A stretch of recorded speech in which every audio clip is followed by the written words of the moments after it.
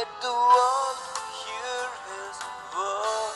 குமாரன் உங்களை விடுதலையாக்கினால் மெய்யாகவே விடுதலையாவீர்கள். யோவான் 8வது அதிகாரம் 36வது வசனம். நியூயார்க்கின் 5வது அவென்யூவில் இருந்த ஒரு பிரெஸ்பிடேரியன் சபையில் கூட்டம் நிரம்பி வழிந்தது. அது ஒரு கிறிஸ்துமஸ் ஆராதனை. வழக்கத்தை விட மக்கள் முன்கூட்டியே வந்து அமர்ந்து விட்டனர். அந்த கூட்டத்தில் ஜிம் என்ற ஒரு மனிதனும் வந்திருந்தான். அவன் குடிப்பழக்கத்தில் இருந்து கொஞ்சம் கொஞ்சமாக அப்பொழுதுதான் வெளியே வந்து கொண்டிருந்தான்.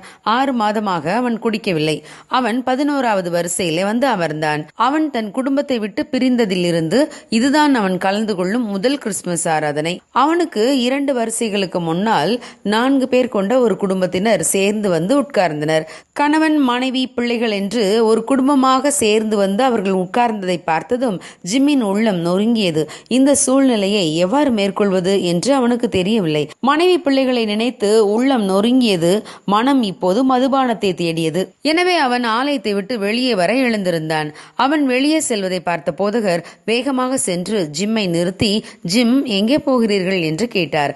அதற்கு அவன், நான் குடிக்க போகிறேன் என்றான். போதகர், ஜிம், நீங்கள் அப்படி செய்யக்கூடாது என்றார். ஜிம் அவரிடம், நான் எனக்கு ஏதாவது நம்பிக்கை கிடைக்கும் என்றுதான் இந்த கூட்டத்திற்கு வந்தேன். ஆனால் எனக்கு 2 வரிசைகளுக்கு முன்பு வந்து உட்கார்ந்திருந்த அந்த குடும்பத்தை பார்த்ததும் நான் நொறுங்கி போனேன். என் கவலை இப்போது அதிகரித்து விட்டது. தயவு செய்து என்னை விட்டு விடுங்கள், நான் குடிக்க வேண்டும் என்றான். நானும் என் மனைவி, பிள்ளைகளும் சேர்ந்து வாழ்ந்திருந்தால் நாங்களும் இப்போது குடும்பமாய் வந்திருப்போம் அல்லவா என்றான். ஜிம் இப்பொழுதுதான் மது பழக்கத்திலிருந்து வெளியே வந்து கொண்டிருக்கிறான் என்பது போதகருக்கு நன்கு தெரியும். எனவே அவர் அந்த சபையின் பக்கவாட்டில் இருந்த ஒரு அறைக்குள் ஜிம்மை அழைத்து சென்றார். தன்னோடு 2-3 போதகர்களையும் ஜிம்முக்கு ஆலோசனை சொல்ல அழைத்து சென்றிருந்தார். அவர் ஜிம்மை அந்த அறையிலேயே போதகர்களோடு விட்டுவிட்டு ஆராதனை கூடத்திற்கு வந்தார். ஆரம்ப ஜெபத்தை ஏறெடுத்தார். அவர் மனம், ஆண்டவரே, ஜிம்முக்கு நம்பிக்கையின் வார்த்தையை கொடுக்க வேண்டும், உதவி செய்யும் என்று மன்றாடியது. ஒரு சில அறிவிப்புகளை சபையிலே அறிவித்தார். பின்பு அவர், நான் ஒரு முக்கியமான இறுதி அறிவிப்பை உங்களுக்கு சொல்ல போகிறேன், கவனிங்கள். உங்களில் யாராவது ஆல்கஹாலிக் அனானிமஸ் என்ற அமைப்பை நிறுவிய பில் வில்சனுக்கு நண்பர்கள் இருக்கிறீர்களா? அப்படி இருந்தால் தயவு செய்து எழுந்து சைட் ரூமுக்கு செல்லுங்கள் என்றார். அந்த அறிவிப்பை கேட்டதும் அந்த முழு சபையிலும் ஆங்காங்கே ஆண்களும் பெண்களும் வாலிபர்களும் எழுந்து நின்றனர்.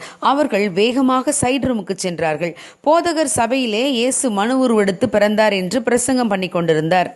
ஆனால் அதே நேரத்தில் வார்த்தை மாம்சமாகி பிறந்த இயேசு கிறிஸ்து அந்த சைட் ரூமில் கிரியை செய்ய ஆரம்பித்தார். அந்த அறைக்குள்ளே வந்தவர்கள் அனைவரும் தாங்கள் மதுபான பழக்கத்திலிருந்து எவ்வாறு விடுதலையானோம் என்று ஜிம்முக்கு எடுத்து கூறினார்கள்.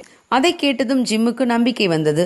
குடிப்பழக்கத்தில் இருந்து நிரந்தரமாக விடுதலை பெற்றவர்கள் அநேகர் இருப்பதை பார்த்து ஜிம்முக்கு ஒரே மகிழ்ச்சி. அந்த கிறிஸ்துமஸ் ஜிம்முக்கு மிகுந்த சந்தோஷத்தை கொடுத்தது. ஆம் பிரியமானவர்களே, தேவன் விடுதலையாக்க முடியாதவர்கள் என்று யாருமே இல்லை. தேவன் சரி செய்ய முடியாத பிரச்சனை என்று எதுவுமே இல்லை. இயேசு கிறிஸ்துவால் எல்லாம் செய்ய முடியும். குமாரன் விடுதலையாக்கினால் நாம் மெய்யாகவே விடுதலையாவோம். எப்பேற்பட்ட பாவத்திலிருந்தும் நம்மை விடுதலையாக்க தேவன் வல்லவராயிருக்கிறார். நம் குடும்ப பிரச்சனைகளையும் அவரால் மாற்ற முடியும். ஆகவே உங்கள் பிரச்சனைகளை எண்ணி நீங்கள் மனவேதனைப்பட வேண்டாம். நம்பிக்கையின் செய்தி உங்களுக்காக காத்திருக்கிறது. இயேசுவே அந்த நம்பிக்கையின் செய்தி. அவரிடம் வந்து விடுங்கள். அவர் உங்களை விடுதலையாக்கி ஆசீர்வதிப்பார். God bless you. Have a good day.